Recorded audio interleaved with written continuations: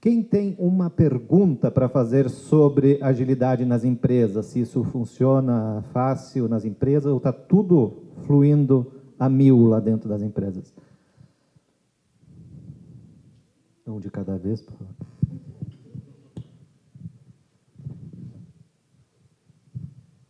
Das duas, uma. Ou a gente recomeça a palestra, ou então eles entenderam tudinho. E está tudo bonito lá na empresa, né? Minha gente... não ia me deixar mal, né, Fabiano? Amigo é para essas coisas, né? Bom dia a todos. Pelo currículo de vocês, vamos dizer assim, né, pela trajetória de vocês, vamos dizer assim, na área de TI, né, o tema Scrum, ele é extremamente antigo, a gente vem participando já lá de trás, lá de quando estourou no Brasil, né, a gente já vinha estudando isso, né, e trabalhando na área de TI, mais focado na área de desenvolvimento de software. Então, os anos passaram, os cabelos brancos apareceram, uns aqui que estavam até fora do país, até o cabelo caiu. E como vocês veem, vocês meninas novas, né, cheia de amor para dar e mais algumas coisitas, como que vocês veem hoje esse movimento, vamos dizer assim, vou falar aqui, Serra Gaúcha, um dos maiores nomes do Scrum do Brasil, que é aqui da PUC, chamado, o sobrenome dele é Pricadilic. Quando nasceu, ele virou o pica das galáxias do Scrum. E ele, num curso lá na ocasião, foi 4, 5 dias lá, e eles não, negócios, né, que vocês falaram, né, que vocês mesclaram negócios, mais time, mais equipe técnica, mais, assim, botaram no bolo, né? Que eu acho que é importante. Uma coisa é tu olhar negócio, é olhar o teu cliente querendo comprar, nós, software, querendo entregar, e a outra coisa é entregar funcionando. Isso é o mais certo, né? Mas como vocês veem isso hoje? É que vocês são novatinhos ainda, né? Assim, mas, assim, sem frescura. Nós já somos assim, e a nossa região, Caxias do Sul, e foi o que eu desafiei lá. A gente veio de todo um estudo, né, de PMI da vida, e tá calejado de PMI, veio o Scrum, disse, agora vamos mudar de vida. Não mudamos nada, só se incomodamos mais. Bueno, ajudou porque, vamos dizer assim, se tirou aquela situação. Porém, o prazo de entrega ele continuou o mesmo. E Caxias, a nossa regionalização aqui é vezes 3, né? E os porto-alegrenses, né, os metidinhos lá, dizem, não, porque é tudo igual, vende software, vende projeto. Eu disse, não, para, menos, né? Como que vocês veem, então, todo esse movimento hoje, vamos dizer assim, passando os anos, né? Eu me enojei de tudo, essas questões de ágil, puta que pariu, né? Perdão da expressão. Por quê? Porque, na prática, agora nós vamos voltar para as nossas mesas, tá lá as atividades, tá lá tudo igual, pode estar escrito um papel de pão, né, bebida. Esse aqui começou com nós, mas esse quando não pegava no sono, na mesa, então assim, não tinha nada, né, bebida. 30 anos atrás, ó, então, ó, você já tinha nascido ou não?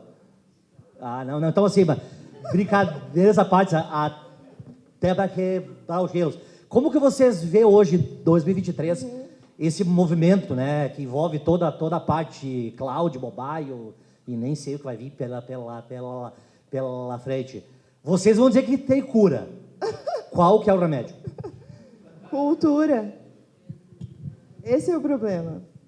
O problema é que a agilidade, ela se propagou dentro da tecnologia, mas não na mentalidade de negócio. Então, para o cliente, ele continua batendo no prazo lá para ti, escopo e custo. É isso. Esse é o problema.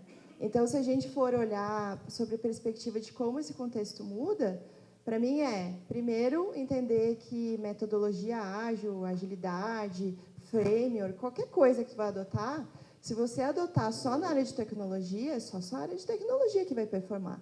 Só que a sua empresa não é só a sua área de tecnologia. Você tem que ter uma visão sistêmica. Você precisa adotar isso de forma sistêmica.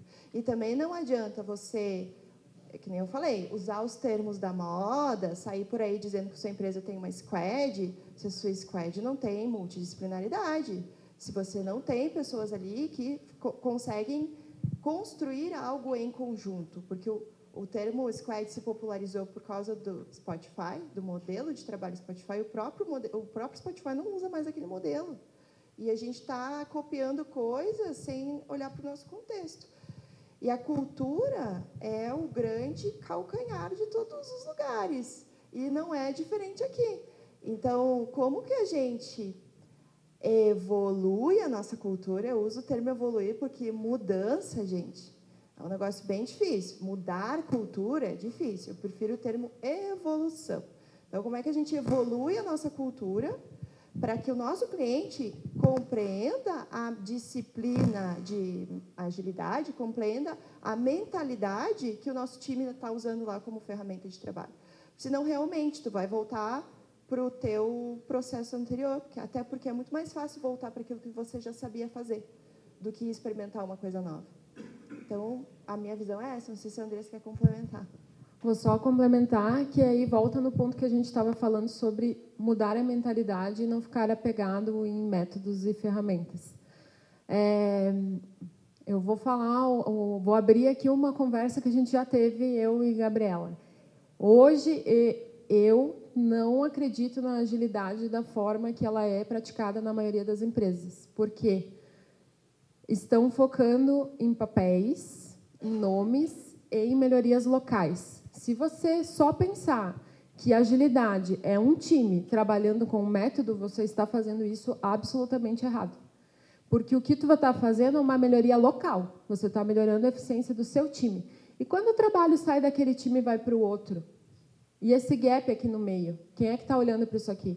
Por isso que a gente falou de estratégia. Se você não aplicar a agilidade em toda a empresa isso inclui RH. Se vocês procurarem, existem já temas falando sobre a RH ágil. Por quê? Porque a RH suporta as mudanças das pessoas. Então, você precisa olhar para o sistema. Seres humanos são complexos. A gente está falando de pessoas reunidas. Então, é uma complexidade muito grande. E a Gabi falou, estamos falando de cultura e de uma mudança ou uma evolução de cultura. Então, por que dá errado? Por que as pessoas se frustram? Porque estão olhando só para o seu quadradinho. Não estão olhando para a empresa como um todo. É fácil? Não é. Mas aí gera esse tipo de frustração. E aí, quando a gente vem de outros contextos, a gente não é originário da área de tecnologia. Antes a gente trabalhava com serviço. Eu trabalhei em banco muito tempo e eu falo que uma coisa serviu bastante, que é olhar para resultado financeiro, que é isso que o banco quer. Então, e aí, hoje a gente vê muitos agilistas só preocupados, por exemplo, em facilitar a cerimônia, em cumprir a tabelinha das cerimônias que estão lá, mas não está olhando para a entrega de valor que você está fazendo. Você, sim, tem que olhar para a métrica de eficiência, se você está entregando mais rápido, se o teu ciclo está curto. Mas e quando que eu olho se aquilo que eu estou entregando não é só mais um monte de porcaria, se eu não estou entregando porcaria mais rápido? E isso é uma visão de negócio, isso é uma visão de entrega de valor, mas isso não pode ser local. Então, eu acho que a tua pergunta é sobre isso. E é sobre mudança de mentalidade. E não é só da nossa região. Pode ser que aqui a gente sofra um pouco mais, porque a gente é mais tradicional. Mas a gente vê em todas as empresas que a gente já passou, e em todo o momento que a gente chega em frustração, está muito relacionado a isso. A não ver a agilidade acontecendo na empresa como um todo, a não ver um planejamento sendo feito com agilidade.